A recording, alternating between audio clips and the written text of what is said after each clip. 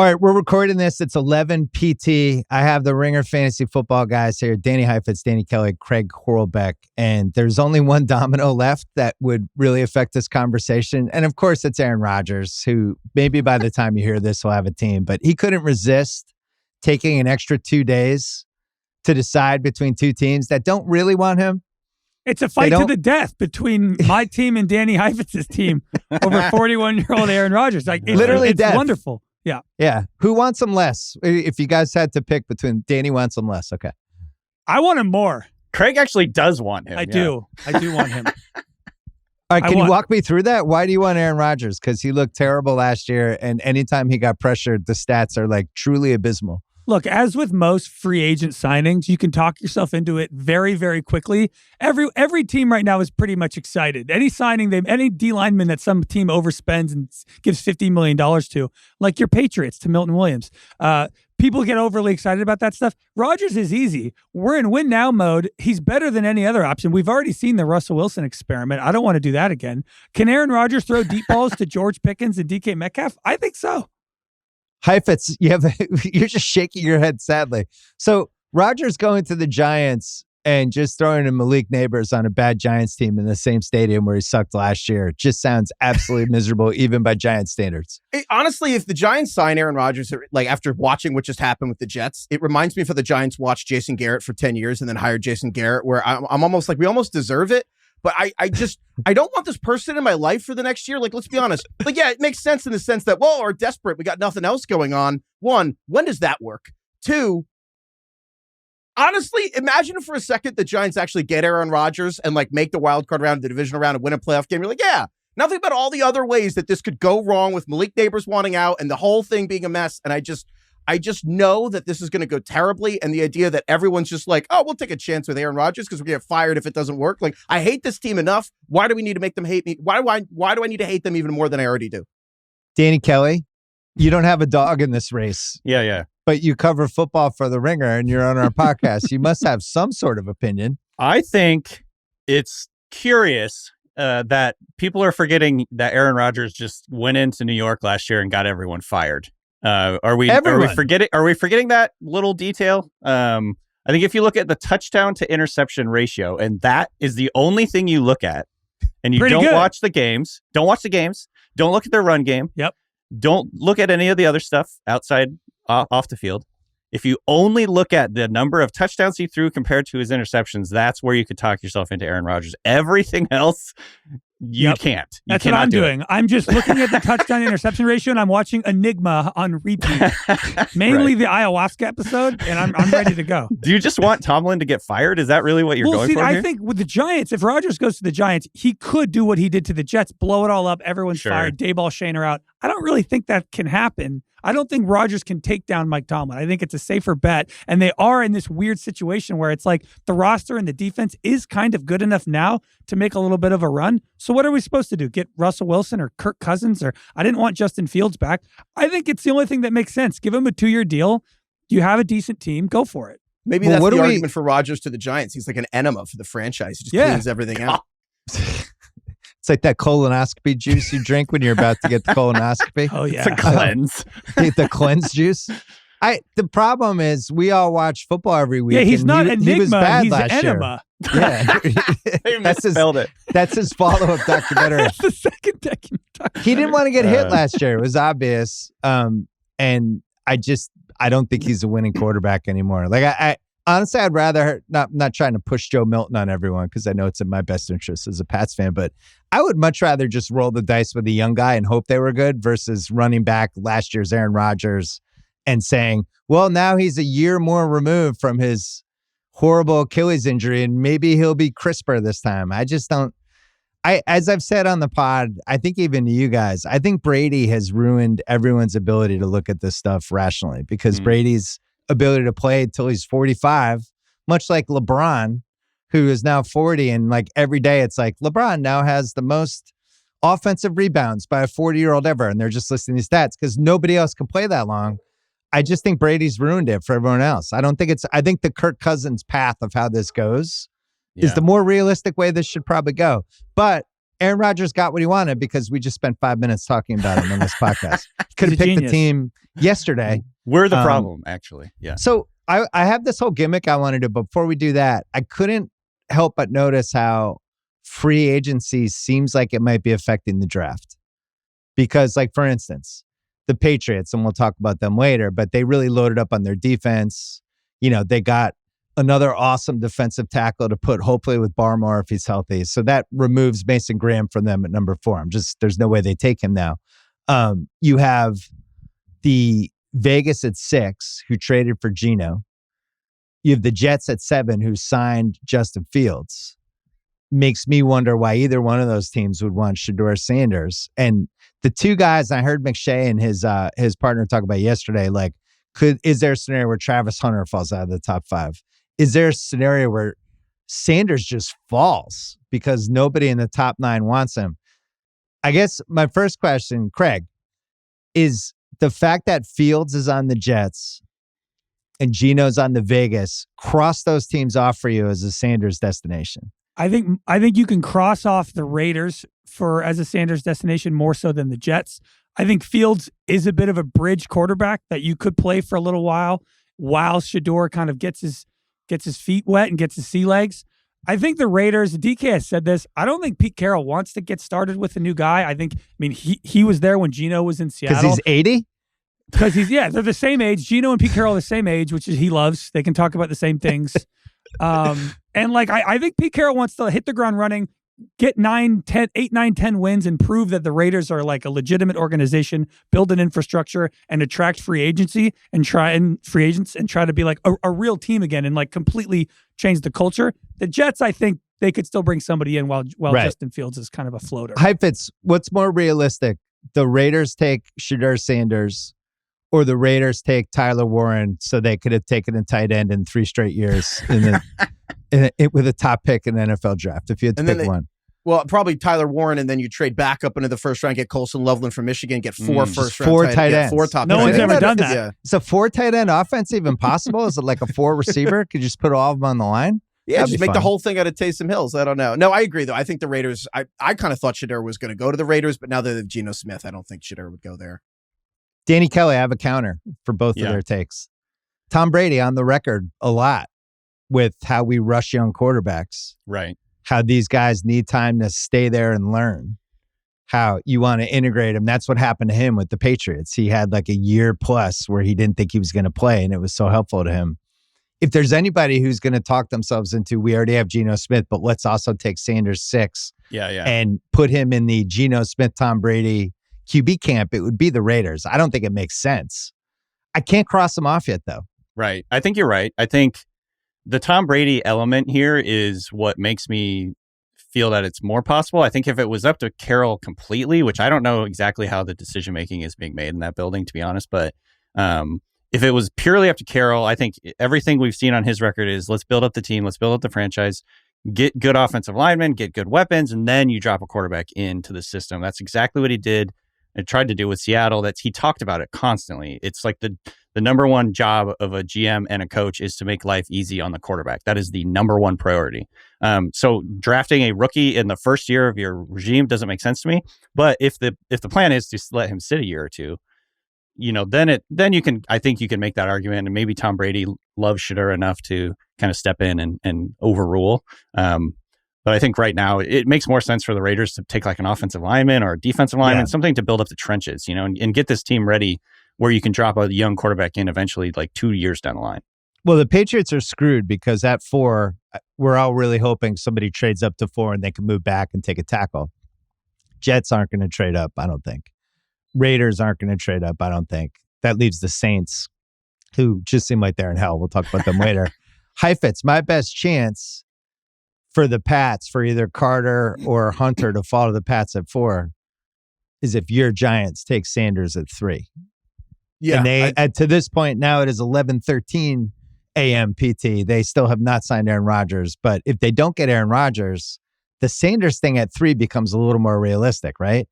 Definitely. I mean, to be clear, I don't think any of the quarterbacks in free agency are crossing off any of these teams for the draft because Rodgers is like 41. Geno is, we keep joking he's either 34, almost 35, depending whether you like the deal or not. Justin Fields, $20 million. Darnold. I don't think any of these. I mean, Darnold's the only one that I think a team wouldn't take a quarterback if they still like the guy. But I agree. I think the Giants with Shedeur, they totally could do it. They're desperate. They need a quarterback. I also think the big thing with the Shedeur in the draft is Dion. Dion is, I mean, it's not a conspiracy theory. He's out on the record saying he's going to do the Arch Manning thing. He's going to, I always get confused Archie because the old one is the one that goes by Archie. But Archie Manning's, just like he guided Eli to the Giants. Shedeur Sanders is not going to the Cleveland Browns. Dion's not letting him go to Cleveland. So I think the teams are basically the Giants. I think that, Shedeur is obsessed with Tom Brady. That's the interesting part to me. Shedeur had an NIL deal, I believe, with TB12. Like, Shedeur mentioned Brady at his podium at the Combine, like 4 different questions. Tom Brady came up. They've known each other for years. And so I wouldn't be shocked there. The Saints might just take a quarterback solely because they just don't have another path to replace Derek Carr if they don't. But I'm not really sure. I think Dion is like totally the X factor in this draft. So there's a chance. So the Giants could take him at 3. They could also trade back potentially because nobody else would take him. And then the Saints would be the only other one that needs him. I have no idea if the Sanders family would even want to go there. But he's not good. These quarterbacks are not good enough to go 1-2, and that you guys are doing a lot of the legwork on this. Craig, is there any scenario where the quarterbacks go 1-2? Because last time I checked, Cleveland doesn't need a quarterback and just traded for one that we'll talk about in the next segment. Why wouldn't they just take Sanders if he was good enough? I think there's always a chance that bad quarterbacks go way too soon in the draft. This is what's wrong with the draft process. It's too long. You end up talking yourself into this stuff. You get desperate. Right. So the first 3 picks in the draft all need quarterbacks, the Titans, the Browns, and the Giants. I think I'd be surprised if 2 quarterbacks don't go in the first 3 picks. Wow. What do you think, Danny Kelly? I mean, I think, it would. The top 3 teams need quarterbacks. This is, you traditionally see teams get a little bit desperate for the quarterback position. I think if in a vacuum, you probably wouldn't put Ward and Shedeur as top 3 picks, types of guys that you would give that type of grade to. But the NFL is desperate for quarterbacks. You need a quarterback. So I don't know if I would say I wouldn't be surprised if they go in the top 3, but it wouldn't be shocking at the same time if they both go top 3. Heifetz, who's the most shocking person you could see actually going in the top 4 of this draft?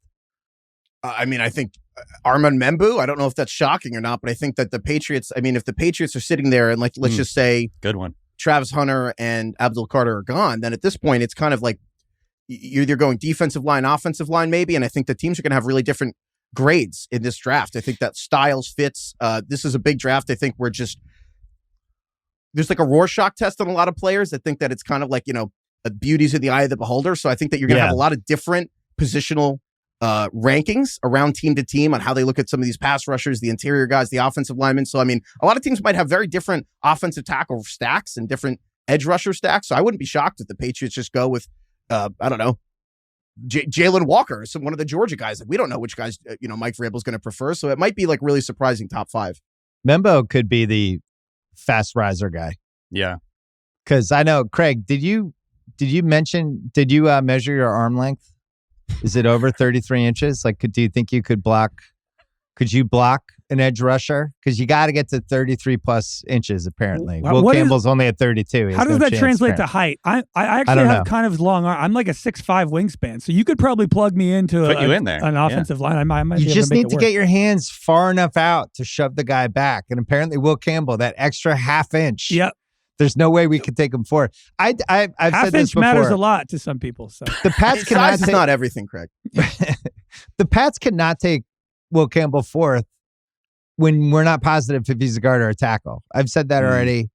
I just feel like if there's any doubt whatsoever, like at that point, just take Membo because everyone's like, he's definitely a left tackle. We don't know how good he is. But I've been thinking about this a lot. I'm on a lot of threads. I like what the Pats did. We'll talk about that later. But the one mistake you can make, I think, is when you're drafting this high to take somebody just out of need. I have never seen that really work, right? Danny Kelly, how many drafts have you covered for us at this point? Has this is too high, but we really need this guy. I just don't remember that ever really working. Yeah, it's desperation. It just doesn't work in the draft. I think you just take a good player, take a player that you know is going, and this is what the Eagles do every year. And this is the reason we always give the Eagles good grades in these draft grades is that they just end up taking good players regardless of where they're needed or where their need is. Like they keep taking defensive linemen, even though they have one of the best D lines in the NFL. They keep building on a strength, build in the trenches, take premium positions.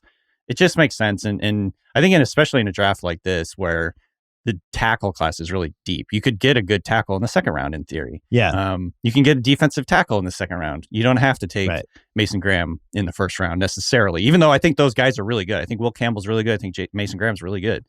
I think this is exactly the type of draft where you don't have to take for need. You can just take what player you think is the best player. Craig, who's your, I wouldn't be shocked if they went in the top 4 guy? Because mine is the tight end. Oh, I think Tyler Warren. Yeah, I just really? I think between 4 and 9, all of those guys are right around the same if you don't need Travis Hunter, which I don't know if the Pats do because they just spent on a quarterback. But I just feel like you could talk yourself into the running back or the tight end pretty easily. And you could talk yourself into Membo, and you could talk yourself into the edge rusher from Georgia. It kind of depends. I think how Shamar Stewart from Texas A&M. He's another guy. Craig, do you have who's your sleeper? I don't really know if it's a sleeper, and look, I'm not going to pretend like I'm super dialed in on the offensive tackle situation in the draft this year. But the guy who I think could go top 4, maybe for a slight trade up. I just think there's a lot of teams in the top 10 who need wide receivers. I think Tet McMillan out of Arizona is awesome and really underrated. And I think because it's a weak wide receiver class, he's at number 1, and I think people kind of undersell him a little bit because the rest of the class is weak, so it's hard to determine how good he is. But I really think he is one of the better wide receivers we've seen in the last 5 years. The Pats need a wide receiver. The Jags need a wide receiver. The Raiders need a wide receiver. The Panthers need a wide receiver. All these teams are top 10, and I think all of them could make a move to get Tet. Yeah, sometimes it worries me when there's only one really good guy at a position, because by comparison to the other guys, you can almost overrate them. Mm-hmm. Right? It's like, I don't know, going to a bar and there's one good looking person in the bar and like, man, yeah, that guy's so handsome. And it's like, is he? Or that girl is so incredible. It's like a Missouri 10, but an LA 5. Yeah. That's the only part that worries me with that. I do wonder with the Penn State tight end though, with everybody so worried about offensive lines, how can we block? Hey, like that guy is an old school, I can block, I can catch. Mm-hmm. And like even for the Pats, if you just add him and it's like, this will be Drake May's number 1 move the chain guy. This guy will help us with the block. We'll figure out the left tackle. But at least we have like, I don't know if you take him at 4, but you could talk me into it. All right. I think that's a huge mistake. At 4, yeah. Tyler Warren is a huge mistake. That's a massive no. I'm prepared for anything. Because it's scarcity though. It's like it's such a deep tight end draft. It's similar to Ashton Genty and running back. I think Ashton Genty is a better running back prospect than Tyler Warren is at tight end. But the way I look at it is, as the team, as a Giants fan, they took Saquon Barkley number 2. They could have had like Nick Chubb with the 35th pick. As you notice, Saquon didn't help the Giants, did he? And I look at it as, why would you want Ashton Genty with a top 10 pick when you could get all these other running backs, maybe in the 3rd, maybe the 4th round? There's so many available. There are so many tight ends that could help you in the 3rd round. Whereas this is unless you thought this guy is awesome. That's it. That would be the thing. If you think he's a top 3 guy at the position for the next 10 years, I think you have to think of it differently. You have the Brock Bowers defensive effect tackles and defensive ends where I'm like, you can't get those. I wouldn't do it. I'm just prepared for anything. It does feel like we're obsessed with saying that a new tight end is generational every year. It was like Kyle Pitts, we had Brock Bowers. You never know if it's going to work. I think you guys should do this with your podcast. Talk about it's like a generational fantasy football podcast. I think when the word generational is used, people just pay attention more. DK, do you buy the whole Genty's on par with Bijan and Saquon for running backs in like the last 12 years as like that caliber of prospect? I put him 1 tier below that, I think. I think he's really good. He breaks a ton of tackles. In fact, I think he broke PFF's record for broken tackles in his season last year. So he's obviously, gyroscopic balance, breaks a ton of tackles. He's really slippery. He has some explosiveness to him. I just don't think I put him quite on the level of like the Saquon, Bijan, Adrian Peterson tier, where this is that's last 20 years. This is a generational pick. You know what I mean? I think he is one slight tier down, and that's not a knock on him. I think he's really good, but I don't think I'm quite ready to put him in that tier. Well, for the Pats, I hope it's Carter or Hunter. And if it's not that, it's a trade down. We're going to take a break, and we'll be back with the generational fantasy football guys from The Ringer right after this. You're listening to the Bill Simmons podcast presented by FanDuel. FanDuel Sportsbook is the best place to bet on the NBA. We have these fun little Tuesday, Friday player performance stuff. We have same game parlays. We have picks from me sometimes and boosts and all kinds of fun things. Get ready in the playoffs. Download the FanDuel Sportsbook app today to get in on the action. And by the way, The Ringer is committed to responsible gaming. Please visit theringer.com/RG to learn more. Listen to the end of this episode for additional details. Must be 21 plus, present in select states. Gambling problem, call 1-800-GAMBLER or visit rg-help.com. All right, we are going to rip through the first couple of days of free agency. I did a gimmick. It's a gimmick I used to do way back when. You guys have done it on your podcast. I didn't tell you what it was. Trying to just blindside you. Giving out awards, but the awards are all from the glory years of comedy, as Craig Horlbeck has anointed, the 2000s right up to This Is Take the me End. back. Just all of the movies from there. I'm just giving out awards. I wrote some down. Maybe you'll even come up with a couple as we're talking. The first award is the Seth Rogen, Katherine Heigl Knocked Up Award for We've Known Each Other for a Week. Let's do this. That goes to the Seattle Seahawks, Danny Kelly's favorite team. They traded Geno and they traded DK Metcalf for a third and a second. And then they said, we're all in. We're ignoring the last 2 weeks of the season. They didn't happen. Sam Darnold, 3 years, $110 million. Let's do this. Let's get married. Danny Kelly, walk us. I know you did this on your pod yesterday, but walk my audience through this. What could go wrong? So here's the deal. Sam Darnold, I don't think he's as good as Geno Smith. However, he is 27 years old. He's quite a bit younger. He's probably going to be cheaper, I think, at the end of the day. And there is this theory or scenario where he could turn out to be a longer term solution for the Seahawks at quarterback. Right now, this contract is actually very middling. It's a middle class contract. They can get out of it if they really had to after a year, probably. It's the Mayfield contract, right? Right. Basically the same thing. They're hoping that he can turn into a long term solution for them at the quarterback position. Whereas I don't think Geno was. They don't really consider him that. I think and I said this to Heifetz yesterday. It's like teams tell you what they think of players with their actions. Seahawks clearly didn't believe Geno was a long term answer for them, and so they got out while they could, and they get a new guy in here. I think there's also the element of putting the Pete Carroll era to rest for good. DK Metcalf, Geno Smith, obviously two guys that were really close to Pete Carroll. And now this is like fully a new era in Seahawks football. It's certainly a new era. You're right on that. Yeah. So I would say like, I'm not super optimistic about it. I would hope I could see the logic or the rationale for doing it. Yeah. But I think with the Seahawks now they have no weapons at receiver with just JSN. Just JSN getting double teamed. JSN, and then if you can name the second best receiver on the Seahawks right now, like I'll give you 10 points. But it's like Jake Bobo or who I don't even know. Oh my God. Yeah. They need like a big guy who's fast, who can go deep, kind of who could the field. tilt the field. Maybe wears a visor. A field tilter. Who's kind of in his prime. With an initial acronym as a first name. Yeah. So that's an acronym I really like personally. Is there a possibility of Stephon Diggs coming off another injury, just being surly about Sam Darnold being his quarterback, but you're paying him $17 million a year? Is that in play or no? Possibly. I believe him and Clint Kubiak have overlapped at one point in time. So probably not. But coming off of an injury. Also, the baggage that I think he would bring, I would hope that wouldn't be their solution. I don't know, DeAndre Hopkins, maybe. I think he's still a free agent. God. Danny, cover your it's ears. bleak. It's bleak. Cover your ears for this part. Yeah, don't even listen to this part. Danny and Craig, I kind of like Geno Smith. I thought he was running for his life the last 2 years. They couldn't block for him at all. He was good at the end of games. He wasn't great, but he was good. And I get that he's 34 years old, but I don't know. This just feels like moving chairs around on a boat that's sinking. What was your take, Craig? I think Kevin O'Connell is too good of a quarterbacks coach where I don't think I would ever take a quarterback from the Vikings because the situation is so perfect. The offensive line, the weapons, Kevin O'Connell turned Josh Dobbs into a Hall of Famer for a month. That going to Seattle with very minimal weapons and a terrible offensive line. Bill Barnwell wrote that the Seahawks have spent the least amount of money on their offensive line in the league right now, 2025. This sounds like a disaster. The interior offensive line is getting blown up in front of Geno Smith's face every game, and now we're expecting Sam Darnold to deal with that. I wouldn't look. It's like he's on the Jets again. It's like a little bit. Oh no, a little bit. Sorry, Danny. Danny, you can remove your ears now. You can remove your hands take your earmuffs off. Heifetz, what do you got?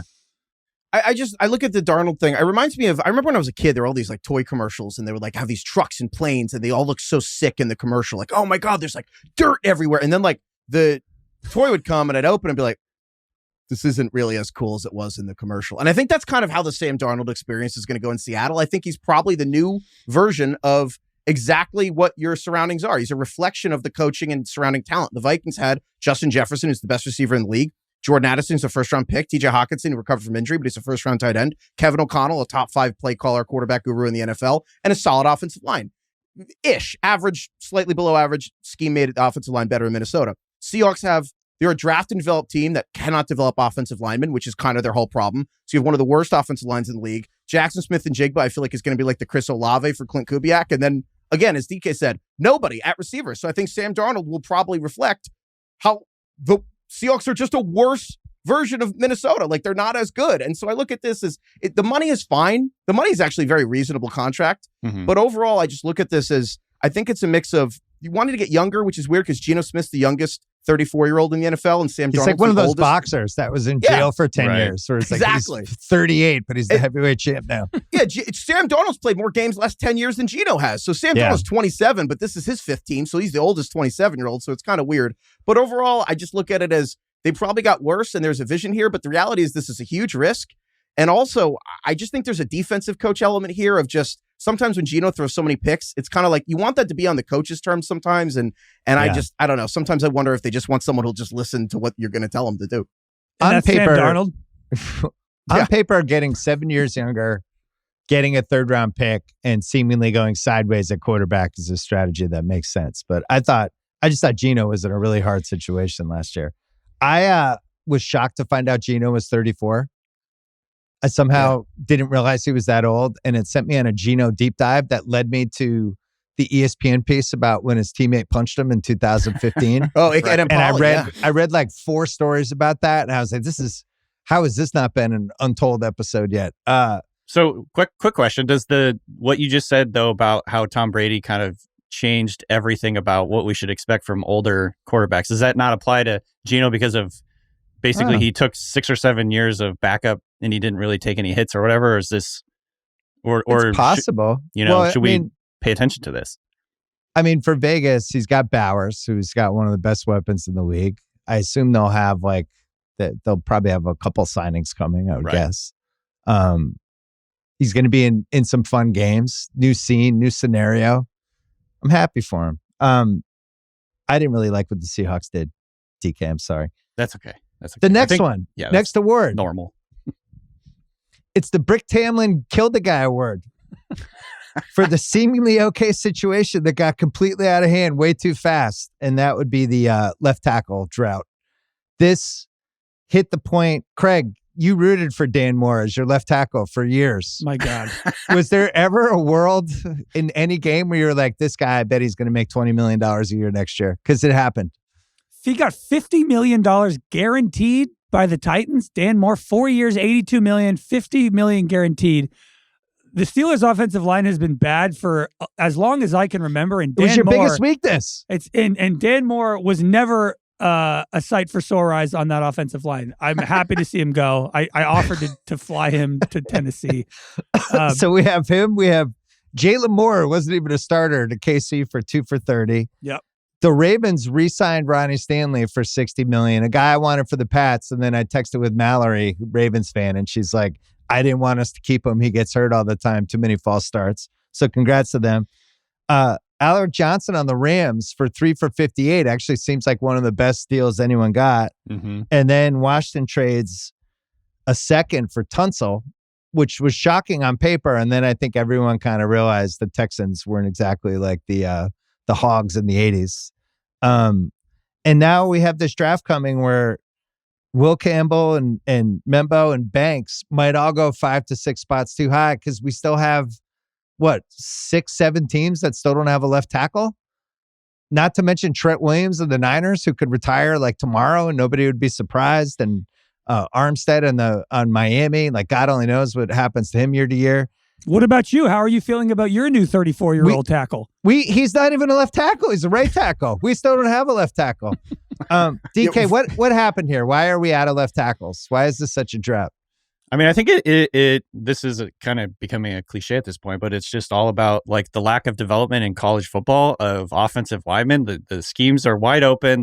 They play wider splits. They don't actually do like the real type of pass blocking that you see in the NFL or run blocking that you see in the NFL. I think just there's a lack of development coming up from college game to the pros, and you see these teams have to develop guys. You're basically now just taking good athletes and hoping that you can teach them to block in a lot of cases. Not always, but in a lot of cases. Jordan Mailata strategy. Right. And I mean, in this class in particular, and you've mentioned this, but a lot of the top tackles in this class are maybe guards. You know what I mean? They're either not quite long enough arm length or, maybe not quite enough foot speed or whatever. Playing left tackle in the NFL, playing right tackle, either side now. There's so many good pass rushers. The best athletes on the NFL field are pass rushers. And it's an extremely, extremely difficult job to be a left tackle, or to be a right tackle. So I think it's a development issue. It's a issue where all the best athletes are going to the defensive line instead of the offensive line. And I think, the best teams in the NFL, the teams with the best offensive lines are putting a ton of resources into it, a ton of money, and have really good coaching at those positions. Like the offensive line coaches is a huge, competitive advantage right now in the NFL, I think. So it's a number of variables. Would you say it's the second most important position now behind quarterback because of how scarce it is? Would you put it over every other position? I think so. Yeah. Would you, Heifetz? I would. I mean, if you look at the demand, I mean, I know they're not paying left tackles as much as defensive ends, but I mean, I think it is. I mean, you look at the Eagles. I mean, overall, we make fun of Nick Sirianni. Jeff Stoutland, who's the offensive line run game coordinator there, if he disappeared, I think the whole team would collapse. He's the MVP of the team because you look and they're like, Jordan Mailata never played football. He's like a top 5 right tackle. You take Mekhi Becton. The Jets couldn't do anything with him. He starts on the offensive line. Today, the Eagles traded for Kenyon Green, the Texans guard, who's a first-round pick, who's been unplayable for them. Guess what? The Eagles are going to fix him. And so what you have is, to your point about the offensive line thing, we've gone from this program era of football to playbooks. It's like they used to, Brady's talked about this, like Michigan was a program. You'd be with your NFL team as a program. And now it's playbooks, all these kids, high school, college, everything's different. The game's more spread out, as DK said, but also you're not teaching as many fundamentals. The game itself has changed. You get to the NFL, they're half as prepared and you get half the time used to practice with. So they're just not developing it. So the handful of remaining coaches who can develop the skills, overwhelming advantage to those teams. That's one of the secret reasons the Eagles have been so good is they're just become an offensive line factory because one of the few teams that can coach guys up. So now left tackles, there's so much demand. They're like egg prices. You're like $9 for eggs. I'm like 20. Dan Moore Jr. is getting more money than Lane Johnson. This is why the Pats are going to take Bimbo. Craig, are you an Anchorman 1 fight guy or an Anchorman 2 fight guy? I think I'm an Anchorman 1 guy in every respect over Anchorman 2. Every respect. I think that's fair to say. Yeah. Here's my issue. Anchorman 2, is that the one where he had the shark in the lighthouse scene? Yeah. What I didn't like is that scene where he's pretending. Dobie. That's the same scene as Talladega Nights, where he has the knife in his leg. It's just the same scene, but there's a shark instead of a knife. I haven't seen Anchorman 2 since it came out. I saw it and I let it sit there on the show. I think Stonewall Jackson's good. I genuinely think they made Anchorman 2 as a movie that people wouldn't think was good for 15 years and would have this belated, it's actually really awesome, Anchorman 2. I think we're right heading into the zone right now where it's going to come back and become a thing. They should have made the original pitch for Anchorman. Wasn't it just the original pitch was just a plane crash on a mountain and the plane just had and it's like alive? Scorpions and like throwing knives? They should have just made that the second movie. Still haven't done Anchorman on the rewatchables. Craig doesn't want to do it. Oh, here's one for you, Craig. Mm-hmm. The Dracula the Music Award for I can't believe this actually worked out. It's Dracula the Musical. Yeah. There's no way that should have been a good scene, and it turns out to be one of the best, funniest scenes of the movie. The odds were like 200-1. I feel like the Patriots free agency has worked out. I can't believe it. We had all this money to spend. We have a cheap owner. They were saying how free agency wasn't that good. I get it. We overspent a tiny bit on Milton Williams. I love Spillane. He was one of my favorite non-Patriots on Sunday Ticket every Sunday. The guy's just an absolute animal. Enjoyed Matt Collins. Yeah, Matt Collins. I forgot about that. locker room guy. Matt Collins, we're looking for Josh Dobbs. We're trying to get locker room guys. We're trying to win our locker room. But Jamal Williams on the Saints who just got waived. Let's bring him in too. Let's get locker room guys. Matt Collins, you save money on shoes because he doesn't wear them, so that's nice. There you go. Right, sounds great. Kraft will anyway, I'm genuinely excited for the Pats defense. Craig, talk me out of it. Craig, do the song. Barmore coming back. Yeah, Kyle Duggar healthy. Yeah, he's got to do the Gonzalez song first. and Davis. Why you can zag on this? Go ahead. It's getting kind of hard to believe things are going to get better. No, I can't tell. Dracula musical. Dracula. I could do something else. No, look, I think I don't know if it's just me reading your tweets or what, but I do think that what the Patriots have done is rock solid. It's not sexy, it's not flashy, but they've brought in a lot of guys that feel like Vrabel guys. Some of them have history with Vrabel. Carlton Davis, cornerback, great pick. Harold Landry, Robert Spillane, Morgan Moses, Milton Williams. Spillane's like an old school 2003 Pats guy. Like I could have totally seen him next to McGinnis and Vrabel. We always talk on our show. We always talk about culture and how that's the most important thing. And if you build that first, everything else follows. And it does feel like, the Patriots did not have a culture last year. I don't have to tell you that. And Vrabel is bringing in guys who build a culture. So even though no one here is super flashy, and my dad's not going to text me about any of these signings, it makes a lot of sense. And it's rock solid. DK, when do we get the text from Mina in like June or July that she studied all the defenses and thinks the Pats can have a top 5 defense? Like June 20th? When is that? Yeah, something right around there. The thing I like about the Pats, what they've done in free agency is it's kind of like the perfect example of what teams should do in free agency, which is you're hedging against what you're going to potentially have to do in the draft. So the Pats can go any direction now with their pick in the first round and all their picks really, because they addressed the interior defensive line. They added linebacker, they added a starting corner, they added a right tackle. I think the one thing they still really need is a receiver. Yeah, game breaking, a guy who can make a big play every once in a while. But they don't have to take that with, their first rounder. They could usually they could go for a second round guy, and I think he could still be a contributor. That's the kind of class this is. So they've hedged, so they're not being painted into a corner at any one position. Like we said just before, having to be desperate at any position is just it's a bad play to make. So that's the one really, I think, just smart thing that they've done in free agency is they've addressed basically all their big needs other than receiver so far. Heifetz, like we've been aligned for the entire 2020s with our 2 dumb franchises and just doing dumb shit and spending money on the wrong guys and picking the wrong players and just the overall sense of there's no plan at all. You're still mired in that hell. And maybe this won't work out, but I actually like that there seems to be a plan for the Patriots where they're like, let's build through the lines. Let's get culture guys. Let's get guys who, if you go to the Reddits of each team that lost the guy, like I went to the Raiders Reddit, 110 posts about Spillane. Yeah. People were like, oh man, I'm happy our guy got a bag, but it really bums me out. I was like, okay, this is great. The Harold Landry Titans Reddit wasn't awesome. That was the one where there might have been an overpay, but I also think that's Vrabel's guy. But Heifetz, do you at least feel like there's a plan here? Yeah, there's a plan. They're like everyone else. Honestly, Bill, I'm stunned by this. I feel like you victory lapping winning free agency feels like the final death throw of the Patriots dynasty. Like I cannot believe, literally, Belichick used to laugh at the teams that would spend all this money on day one. He would be in Cape Cod. He wouldn't be at the facility on the first day of free agency. Right. And honestly, I actually felt a little bad for the Patriots that you were so excited about this. I didn't realize how bad it was. Jesus. But you're just angry. I just feel like there's anger here. No, I think that, look, generally speaking, these kind of handing out all this money doesn't work, generally speaking. Like, again, most free agency is just a collection of players that teams saw these guys day in, day out for 5 years, and we're like, I'm good. You can leave. And so you got to find the gems. I will say, I do like when teams do what Vrabel did, where you're like, Vrabel is a culture coach. And when a culture coach has a right to bring in his guys. So Harold Landry, not been the same since the ACL, but that's a Titans guy. Robert Spillane started for the Titans. Robert Spillane's the ultimate, like, if you watch the Raiders games, he's every any game Robert Spillane plays, you're like, damn, he's everywhere. Spillane is like the guy in the program who just was out of control, and then it turned out, but I'm not saying he did that, but it was just like he's everywhere, and you're like, oh my God, this guy's a maniac. Yeah. That's what he really was like all last year. And I actually think Carlton Davis is great. I mean, he broke his jaw, but I think, honestly, what Carlton Davis does for you as cornerback, he was in the Bucs for a long time and then the Lions.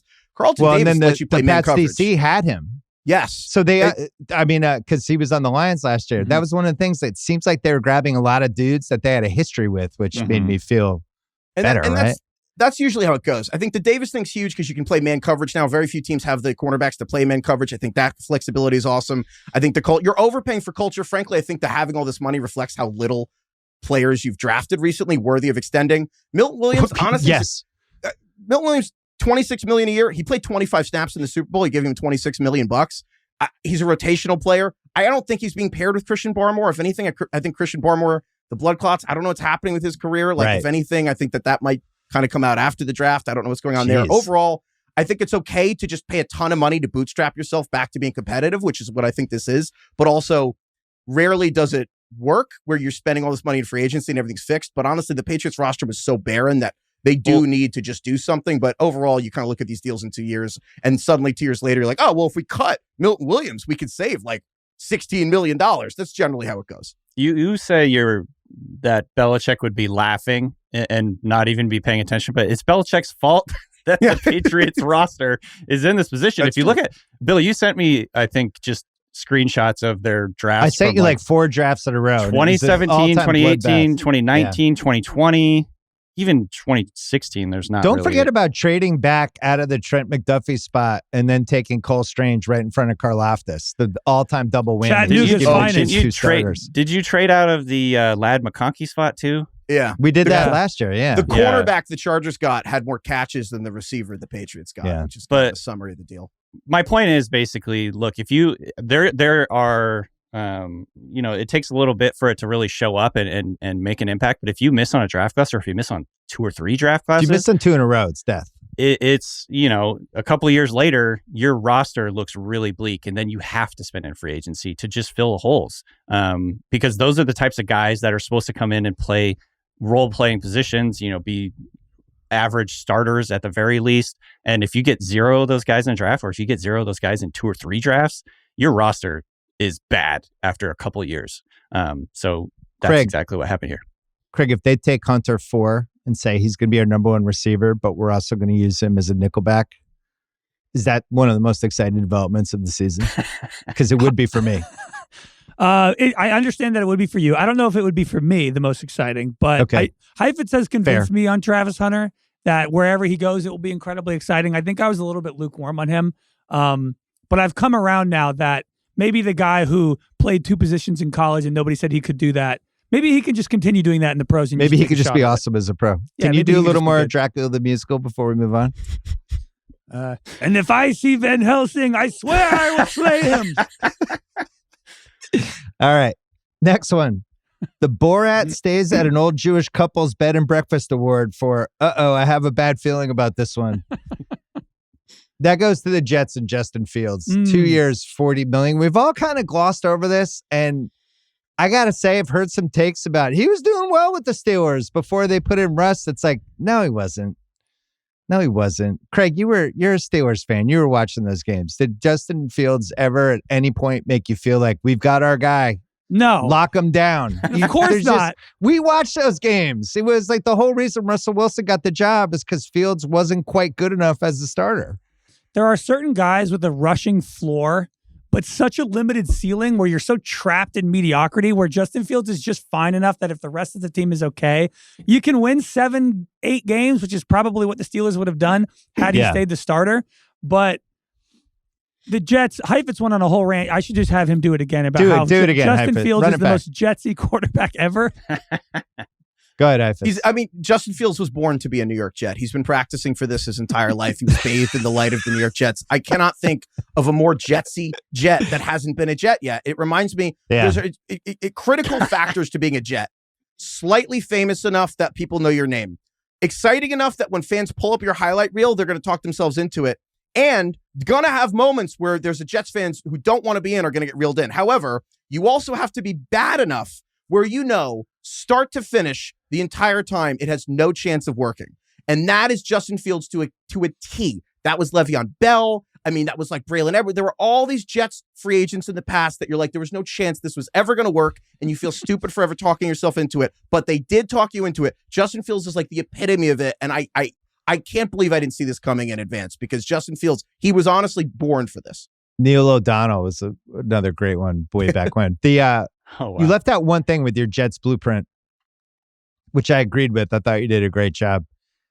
Like around week 6 when it starts getting sad and they come back from commercial and it's like Chiefs 34, Jets 3, and they're just showing a sad guy in the stands with a Fields jersey on. That's the last piece of it because the Jets fans will buy in and they will buy the jersey. And then around week 6, week 8, it's sad. I don't think he's a starting quarterback in the sense of you can actually win playoff games with them. DK, you agree with that, right? I mean, yeah. I was one of Justin Fields' biggest believers coming out of the draft. I loved him. I just think he just holds onto the ball too damn long. Yeah, like it is the fatal flaw. He will get a great win. That's one other aspect of a Jets quarterback, much like Zach Wilson. Like Zach Wilson beat the Chiefs one game. Justin Fields will beat the Bills in like week 6, and everybody will love it. And then that'll be the only thing they can talk about for the next 8 weeks when they go 1-7. The problem is you never know. I mean, last year, Bryce Young outplayed CJ Stroud. If I had told you that at the end of September, you would have laughed me out of the room if you thought that's how the rest of the year would go. Like, you never know, but I don't know. He's going to be more exciting than Aaron Rodgers on the field, though. Yeah. Well, so there's that. Yeah, and I think the fans will want him to succeed. All right, we're taking a break, and I got more awards. All right, this next award is from Superbad, a movie we all love. It's the Seth drinks too much and accidentally headbutts Emma Stone award. This goes to the Jaguars. I never understand what they do year after year, but this year they waived Christian Kirk so they could spend 1 year, $10 million on De'Ami Brown. And I just wanted to flag it. It's a seemingly small thing. Nobody's hurt. It's an innocent, kind of dopey free agency thing, but it just, to me, sums up the Jaguars. Like, just keep Christian Kirk and don't waive him and don't take the cap hit on him. Now you're taking a cap hit on him and you're paying De'Ami Brown, who had, one good playoff game? I don't think the Jaguars will ever get it. And one of the reasons they'll never get it is because the owner's son, who runs the team, also runs AEW and writes all the scripts for it every week. And I just don't think they're on the ball, is my take. Literally, Tony Khan, the son of the owner of the Jags, showed up, I think last year's draft, was it, where he had the neck brace from whatever they were doing at AEW? Yeah, because he was doing an AEW bit, Yeah, which is a good summation of how the Jags are run. But yeah, giving De'Ami Brown $10 million, he doesn't have 800 receiving yards in his entire career. But I just keep thinking about when we were at the NFL Combine in Indianapolis, I went to the press conference for the new GM of the Jaguars. It said Jaguars GM TBD on the list because they had just hired him like 4 days earlier. And then like this Jaguars PR staffer comes up and adjusts the mic and then just starts talking. And I was like, oh my God, this guy's the Jags GM. He's 34 years old. We called him Doogie Howser because he just looks like a child is running this team. And then you look what they're doing. And I'm like, well, either Trent Baalke, they just used all his homework that he had collected, or it's an actual child running the team because nothing they've done makes very much sense. It's been terrible the whole time, and somehow they almost beat the Patriots in a pivotal game in Foxborough and were leading in the second half with Blake Bortles, and that was like the one moment. I think for your show next year, I think Craig shows up for the Combine with an old school Ray Allen Sonics jersey and tries to pick a fight with Jordan Schultz because his dad is the reason.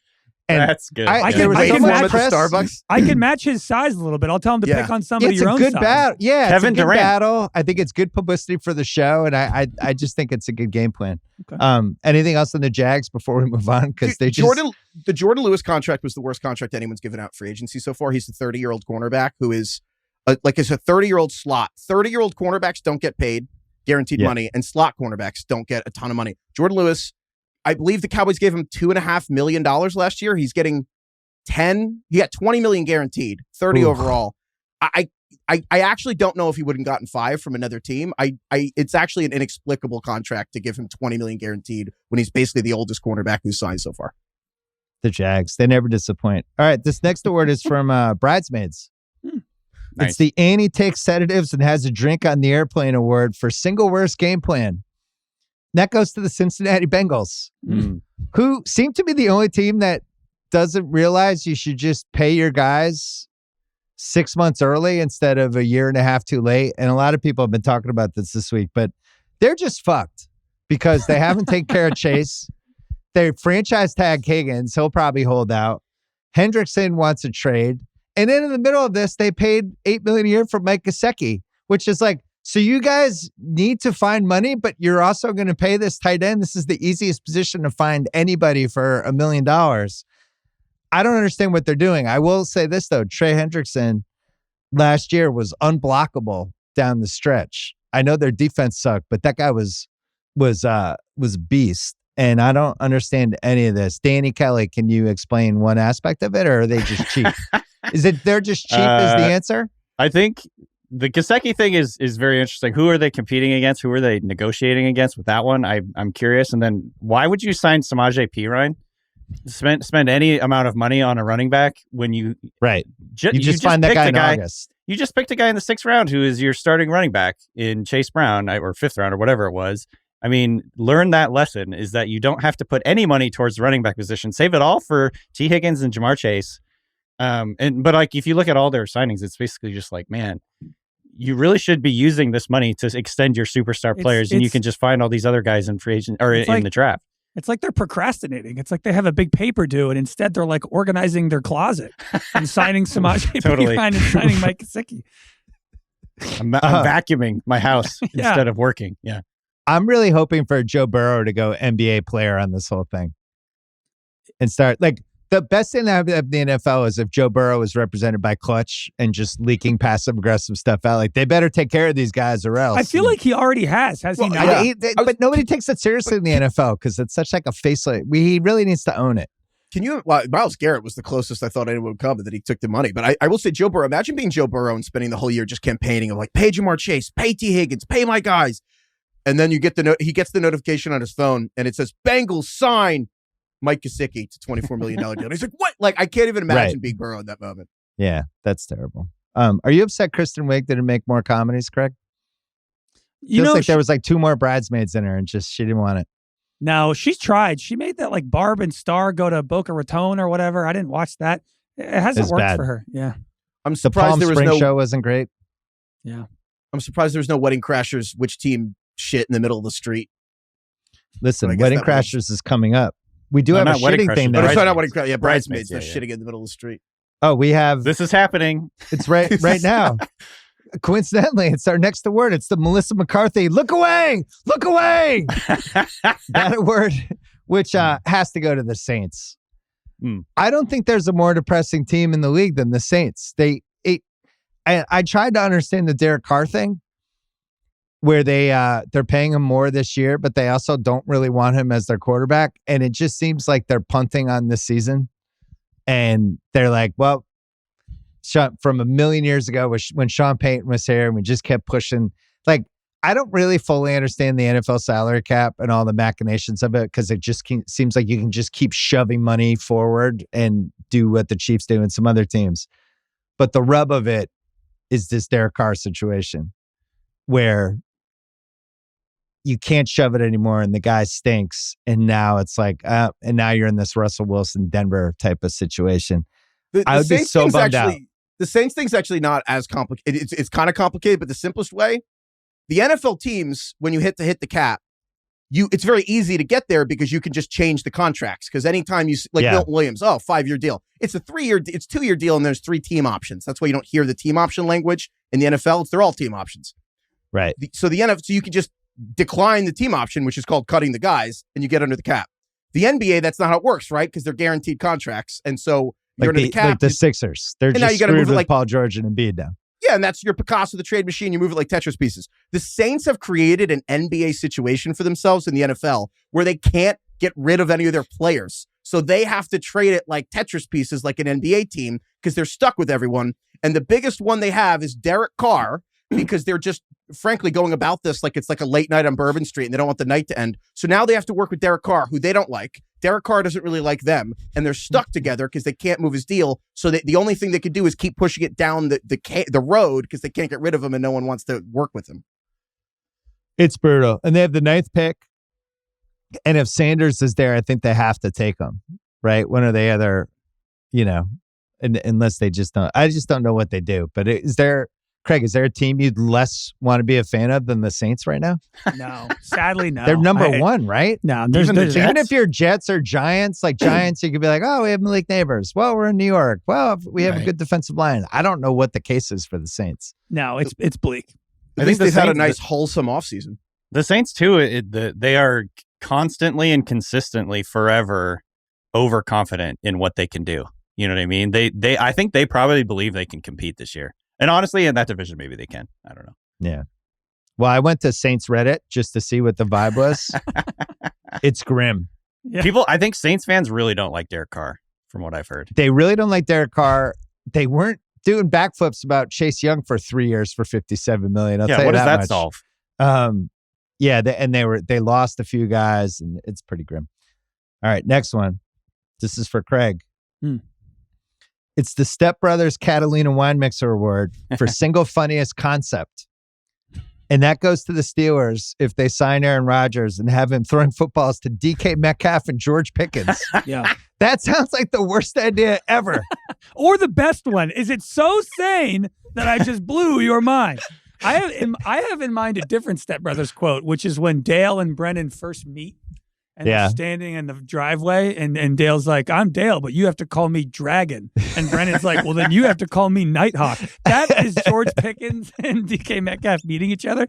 These guys are going to be unbelievable. It's going to be like a WWE event every time they have to block 2 5'10" corners.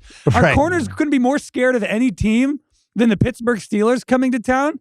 No. Look, I'm all for this entire circus coming through Pittsburgh. Dude, the best strategy every team is going to have against the Steelers this year is just start fights with DK Metcalf. And it's like the Dennis Rodman thing. Just go get in their heads. Get in the heads of Pickens and DK Metcalf. And it's like... Yeah, you should get Isaiah Stewart from the Pistons and just have him just suit up and just try to start fights. Heifetz, what's the worst idea?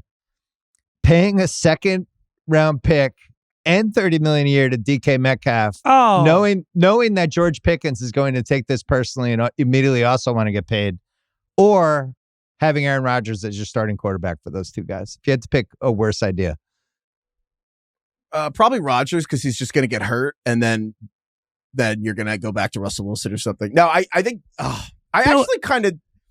Yeah, I actually like the Metcalf move. Yeah. Here we go. Let's hear it. Okay. We're going streaking.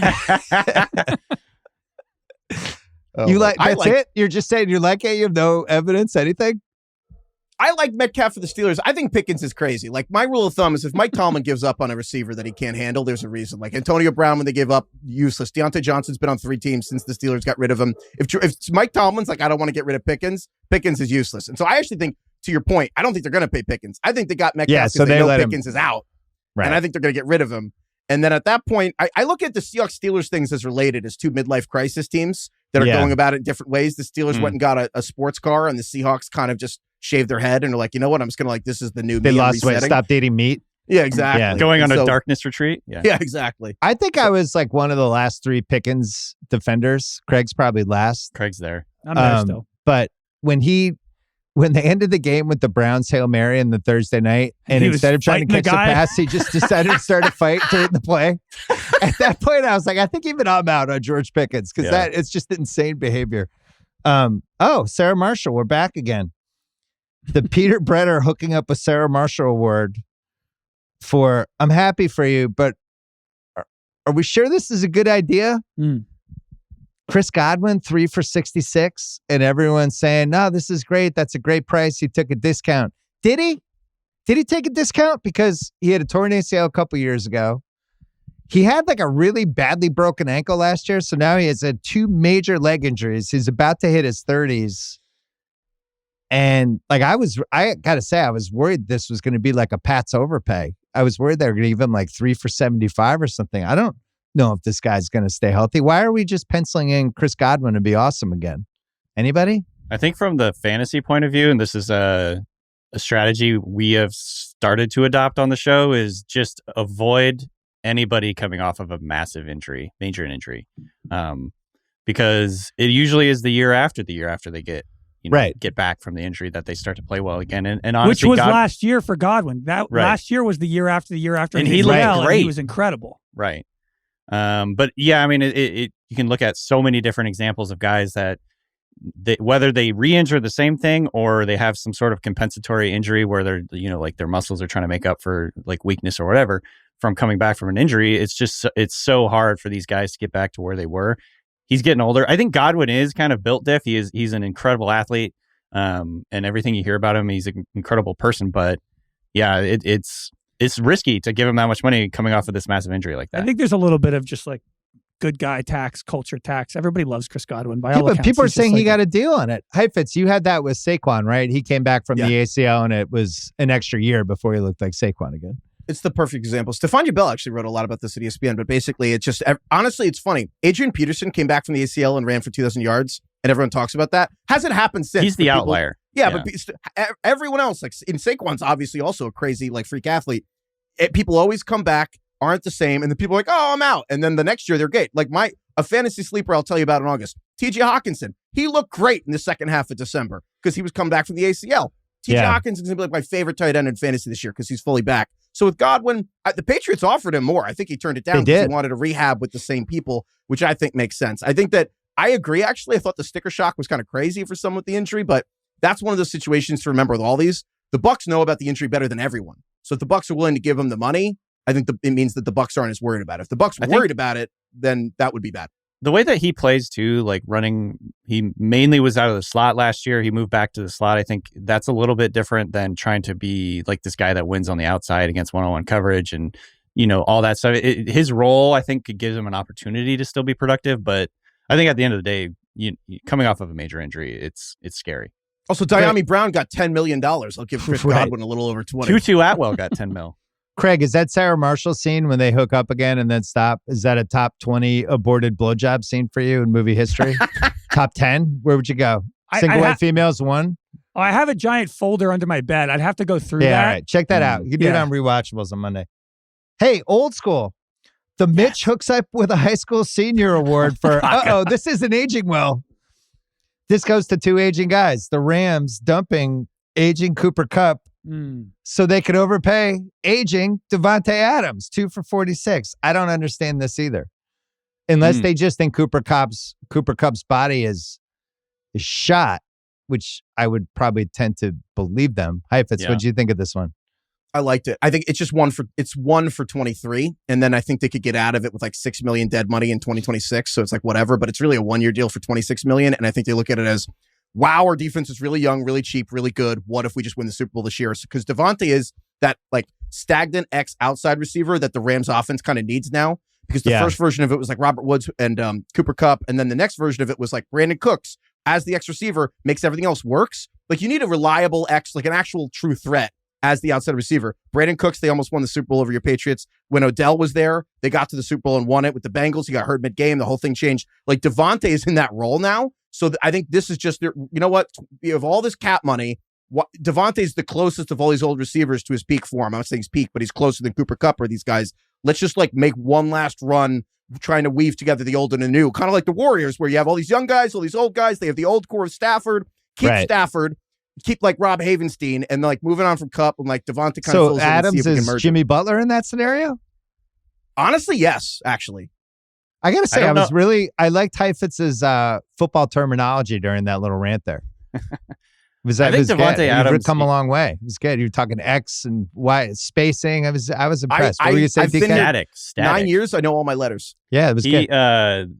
The Rams receivers, almost all of them making catches are off of motion last year, and he gives them, and what Heifetz said with the static thing is he can just line up on the line of scrimmage, get open. I don't know about the NBA comparison, but Davante Adams kind of reminds me of an old guy with like knee pads and goggles at the Y. His game that's his turning game into to Craig. Me that's Craig like 2 years from now. Craig. Yeah. His game just translates or ages well, I think, because he's all about, route running, hands, body positioning, setting up guys. And I think he never was really this guy that relied too much on speed. It's kind of like the DeAndre Hopkins thing where, even if he's not very fast, he just wins because he's so savvy as a route runner and positioning. And I assume he's going to get on the same page really well with Stafford. Stafford's always made receivers.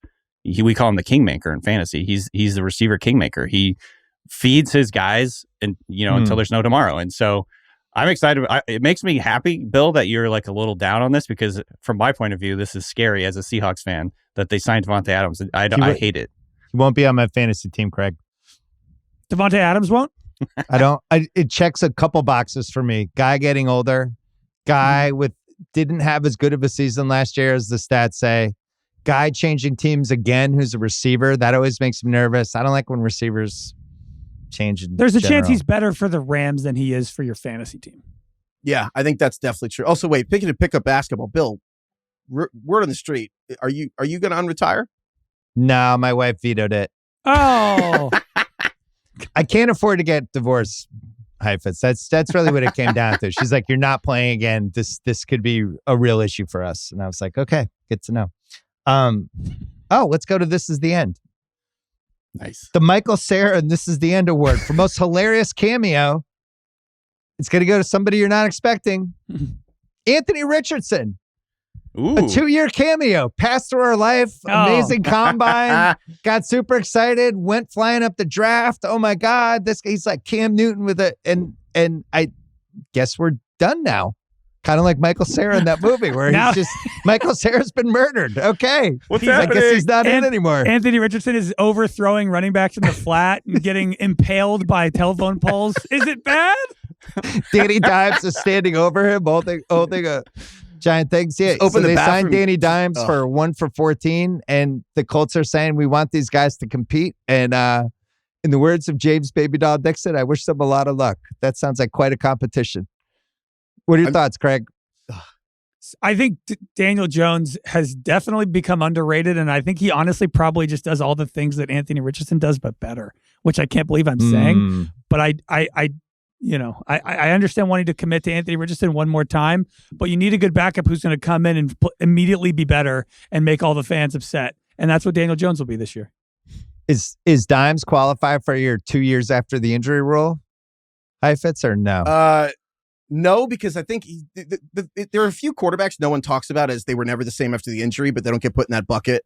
Daniel Jones was never the same. He had this neck injury, his spinal injury, and he lost his deep touch after that, and it was never the same. Like, he used to be really aggressive in 2019. He had this neck injury. Carson Wentz was never the same after the ACL. Mariota had a nerve injury in his arm. Like, we never talk about him that way. To Craig's point, though, just have to say, ton of things Anthony Richardson does way better than Daniel Jones. Yeah. I don't think Daniel Jones, I'm not kidding, there's a point that he literally couldn't throw it further than his two receivers. Kadarius Toney can throw the football further than Daniel Jones can. Well, Anthony Richardson can only throw it further than all of his receivers. Yeah, he can just overthrow his guys by 20 yards. They're like feet in the freezer, head in the oven, and like together they're average. If they could just put like their skills together, I think that they would be like a really good quarterback. Daniel Jones can complete passes, which I think is important in the NFL in 2025, and for the Colts, who can run the ball. They have a good offensive line. They have decent receivers. They just need somebody to put the ball in guys' laps, and Daniel Jones can do that. I think Daniel Jones just in the bathroom, like juice box. I think he's active. I think Daniel Jones is actively bad. I think Anthony. I think it's a wrap. This almost made me wonder, do they do this as a way to boost Anthony Richards' confidence? Like, if they think this could still be our guy, well, what do we do? Well, we'll bring in this guy to challenge him, but the guy hasn't been good in 3 years, and he's going to kick this guy's ass. It's almost like isn't that what Joe Flacco was? And then Joe Flacco was better than him?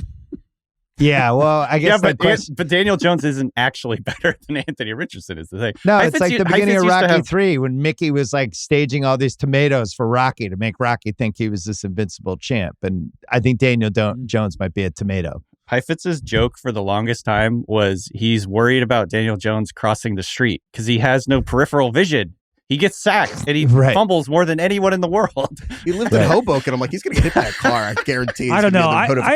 I had Anthony Richardson on my fantasy team last year. I watched every snap. I mean, that was tough. It was not a fun experience. That was like when Kevin Clark almost got, I think he did get hit by a car crossing the street to go to Starbucks. He got hit by a car more than once. No peripheral vision on Kevin Clark or Daniel Jones. Blaming Kevin, it ran up on the sidewalk. Should have been standing there.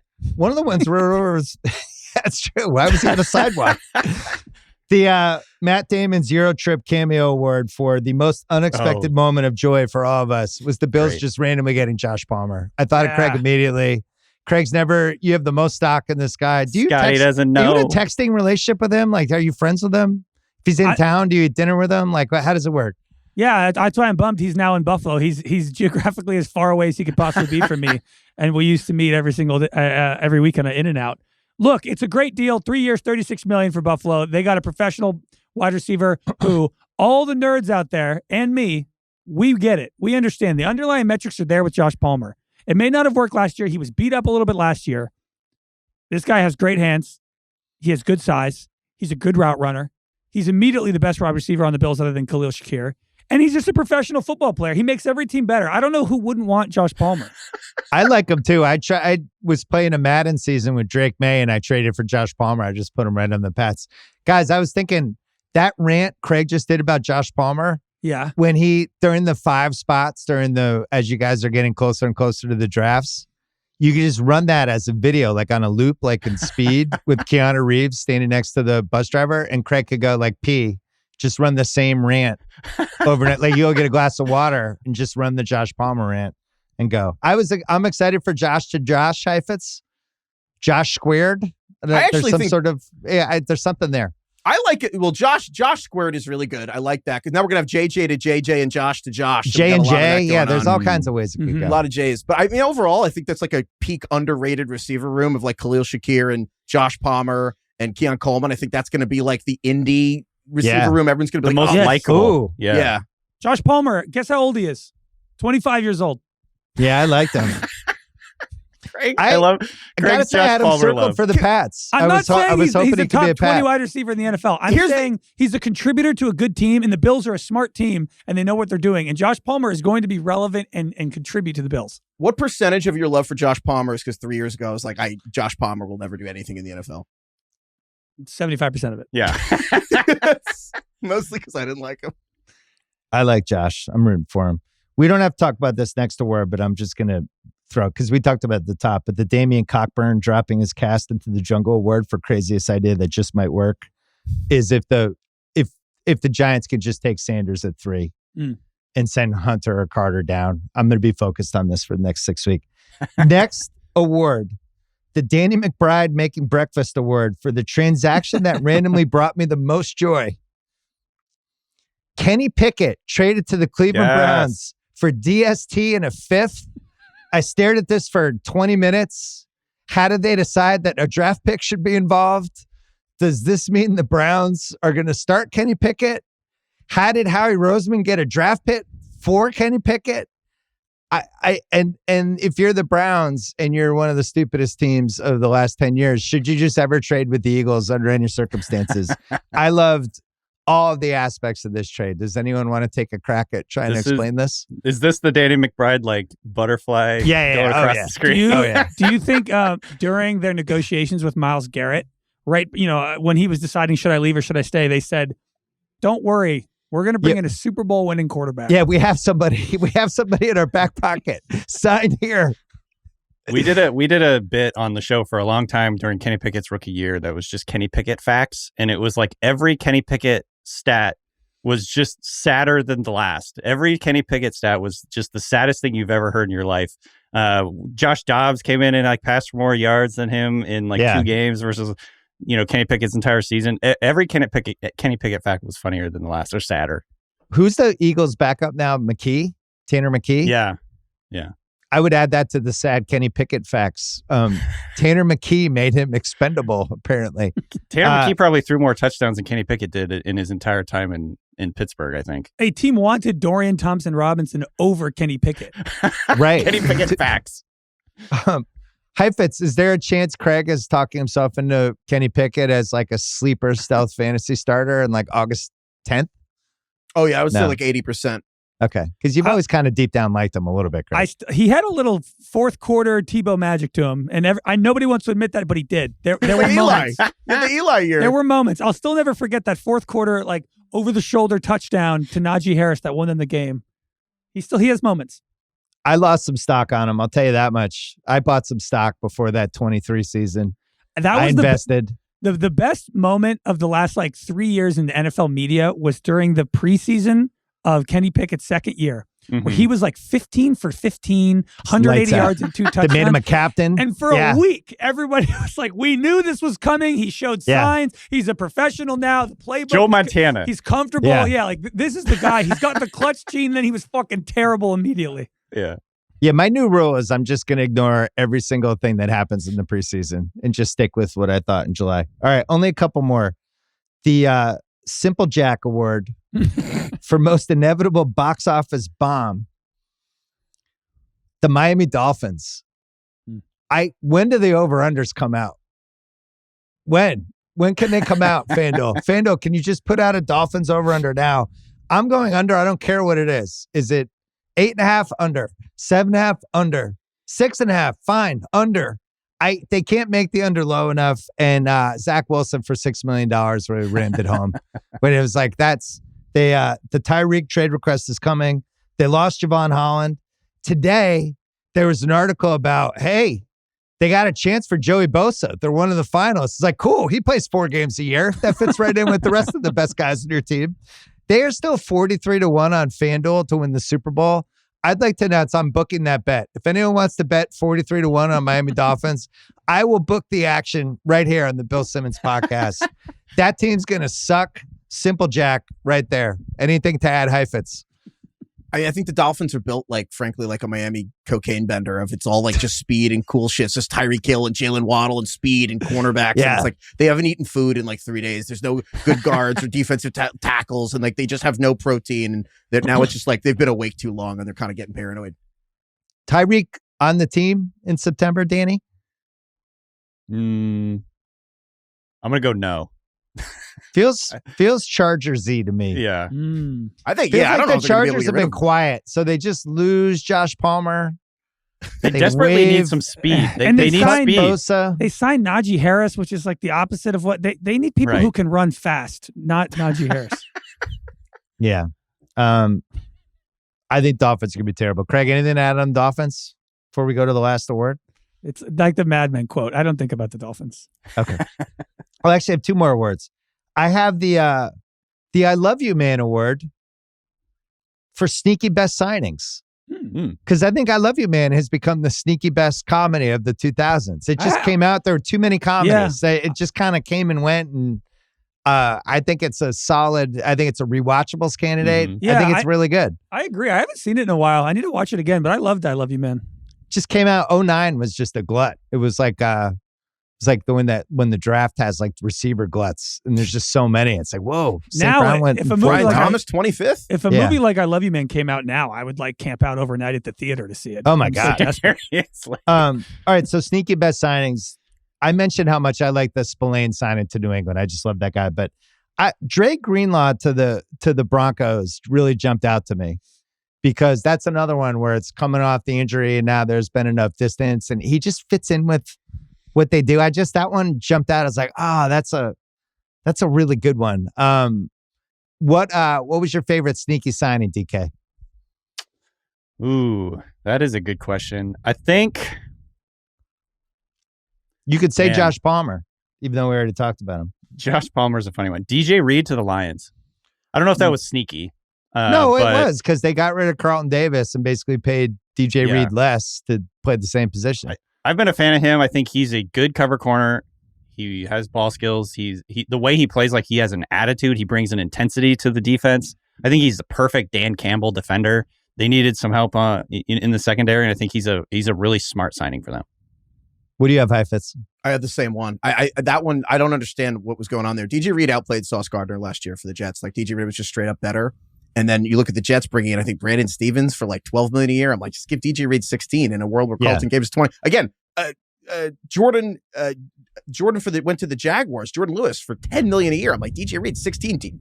He's actually good. So I think that for the way Detroit wants to play defense, I think most of the signings on the first day of free agency are, you look back and you're like, that's the one where I think you could look back and be like, oh my God, if Detroit's making the NFC Championship game again, I think that could be the difference.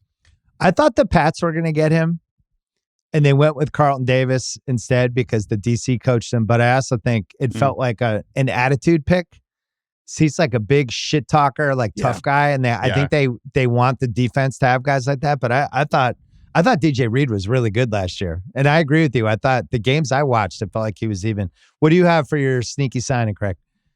I'm going to stay in-house, and I'm going to say Darius Slay to the Steelers, who pretty much just have one solid corner in Joey Porter, and he's a great veteran presence. I mean, the guy was a starter all through the playoffs for the Eagles, and just like a sneaky, he's 34 years old, but this is the perfect type of guy to come in when you're in this win now mode. So I think him opposite Joey Porter is an awesome 1-year deal. Did Aaron Rodgers get signed yet? Because I only have one more award. He's just going to wait till Thursday. He's milking it. Yeah. He's gonna wait to release Enema his documentary. Enema. Enema of the Empire State. Enema from Religion of Sports. May 25th. All right, last award. The waking up in a trash Vegas hotel room with a splitting hangover, a random baby, a tiger in the bathroom, a missing tooth, and a missing buddy award goes to the San Francisco 49ers, who lost everyone on their team. I know. And they weren't good last year. They lost Hufanga, Ward, Greenlaw, Kinlaw, Debo, Aaron Banks, Jalen Moore, Hargrave, Juszczyk. They overpaid Ayuk, who immediately got hurt. They locked up McCaffrey right before his inevitable injury that everybody knew was happening. And now they're about to overpay Brock Purdy. This feels like a car going off a mountain in slow motion. It might have already gone off the mountain. DK, you have to be ecstatic because there's no team you hate more than the San Francisco 49ers. Look, I don't want to jinx anything. Can the other two answer about this one? Right now, it looks Heifetz, good. It looks good for me, but yeah.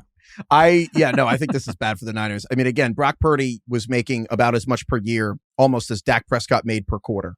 And now Brock Purdy is going to make as much as Dak Prescott a year, probably somewhere between $50 and $60 million a year. And this is the cost. It's the 8 guys. I'm a big believer that actually Kyle Shanahan's on the Andy Reid timeline. Very similar offensive wizard. Don't know about the game management. Getting good enough that you're getting far enough to be criticized for not being the big one. Kind of like LeBron early, where it's like Andy Reid, 4 championship games in a row, wasn't the guy. And Andy Reid had to go to another team.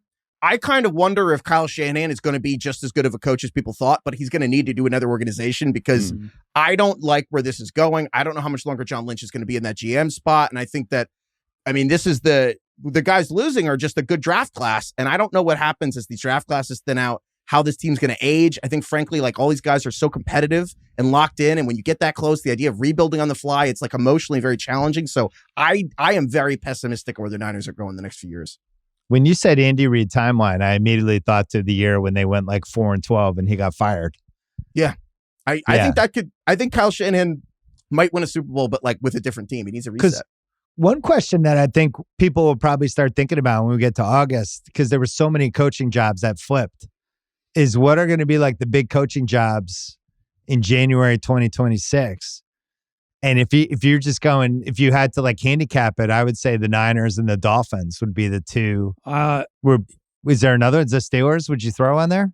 Well, I think Heifetz, maybe you should want Aaron Rodgers because if he blows up the New York Giants and cleans house, Craig, to be fair, I said big coaching jobs.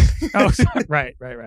I will say, I didn't say coaching jobs. If Shanahan was available, Bill, what is the right? Because you talked about how like the real market price for Kobe was like $75 million 1 year because they were just paying. They could have saved $50 million to cut him, and like the real price. What should the Giants pay Kyle Shanahan? In theory, like you could tell me he's worth $60 million a year, and I'd be like, okay, it's not my money.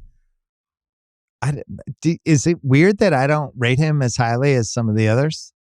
Well, you've never been on him. But I just feel like they've lost a lot of games in the, third, fourth quarter. A lot of big games over the years, even going back to Patriots 28-3. Like, I don't know how that doesn't hang on him at least a little bit.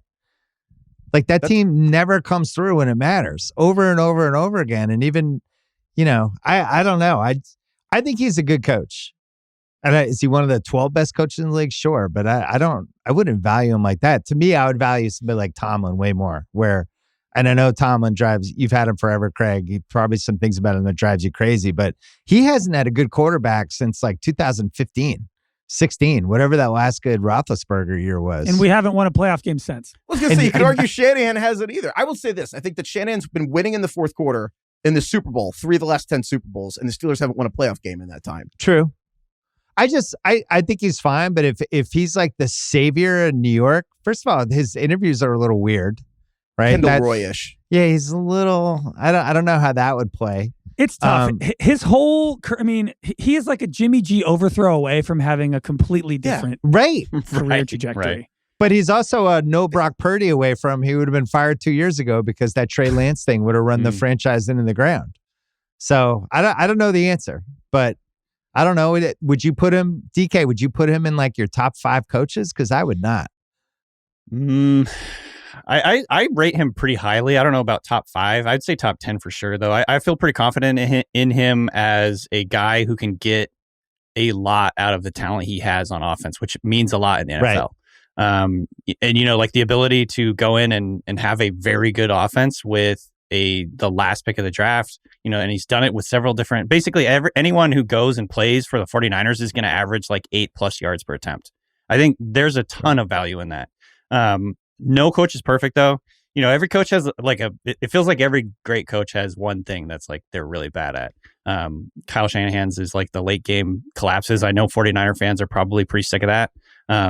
But I don't know. But to be fair, that was the Andy Reid thing, because that was when I was writing football columns and basketball columns all the time. And Andy Reid was, I had him in the playoff manifesto. It was like, never bet on Andy Reid in the playoffs. He was like rule number 6, and he had a lot of bad ones, and they piled up, and it got to the point where you said, this guy has a fatal flaw. So I don't know, but it does feel like this feels like the end of the line for the Diners in a lot of different ways. All right, so we didn't get to talk about the Joe Milton sweepstakes, the Bears beefing up both lines, JJ McCarthy time.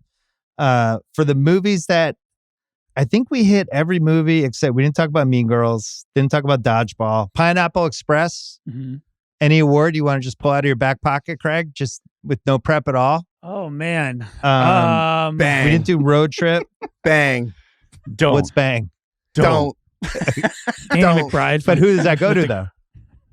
I used to carry this when I was Aaron Rodgers sweepstakes. Don't. Don't. All right, that's good. All right, this was fun. So when's your next podcast? Tomorrow. All right. Well, maybe Rodgers will have decided, but my guess is he won't. Who's going to milk this for all he wants? 2 teams left. Danny, Craig, great to see you guys as always. Craig, I'll see you tomorrow when it's threatening to become sports movie month on the rewatchables. Do you want to announce it now? No, but it's another sports movie. Okay. I've never seen it. I'm watching it tonight. All right, great. Good to see you guys.